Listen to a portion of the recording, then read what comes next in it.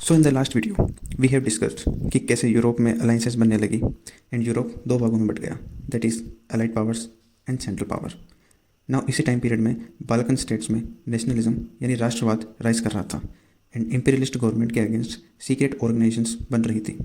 ऐसे ही सर्बिया में एक सीक्रेट ऑर्गेनाइजेशन थी ब्लैक हैंड, जिसने गवरीलो प्रिंसेप नाम के आदमी को आर्क ड्यूक फ्रांसिस फर्डिनेंड, जो कि हैब्सबर्ग एम्पायर का रूलर बनने वाला था, जो लार्जली ऑस्ट्रिया हंगरी के कंट्रोल में आता था, को मारने का कॉन्ट्रैक्ट दिया। 1914 में फर्डिनेंड का असैसिनेशन हो गया, जिसके लिए ऑस्ट्रिया हंगरी ने सर्बिया को सीक्रेट ऑर्गेनाइजेशंस पर क्रैकडाउन करने का ऑर्डर दिया एंड इन्वेस्टिगेशन में पार्टिसिपेट करने का रिक्वेस्ट किया।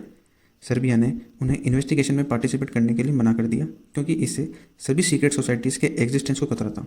तो उस रिफ्यूजल के कारण ऑस्ट्रिया हंगरी ने सर्बिया पे हमला कर दिया।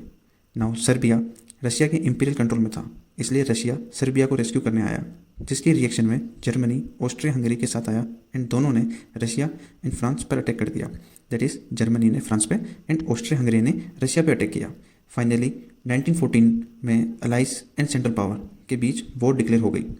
अब इटली, जो कि इनिशियली सेंट्रल पावर का पार्ट था, वो कन्फ्यूज था कि उसे वॉर ज्वाइन करनी चाहिए या नहीं, जिसका फ़ायदा फ्रांस ने उठाते हुए इटली को Libya and some other French territories का लालच देकर अलाइड पावर्स का पार्ट बना लिया।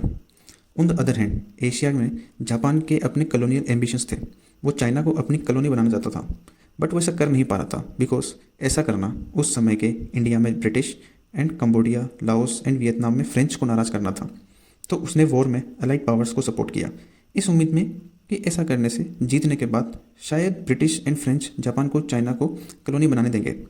इनिशियली सेंट्रल पावर जीत में थी, पर 1915 में अलाइड पावर्स ने यूएस से हेल्प मांगी, जिसका नतीजा था कि US monetary and arms assistant provide करने लगा एंड फिर American ships British and France के तट पर भेज दी गई, जिससे अलाइड पावर्स की स्ट्रेंथ बढ़ गई एंड फाइनली 1918 में अलाइज ने सेंट्रल पावर्स को हरा दिया एंड वर्ल्ड वॉर 1 का एंड हुआ।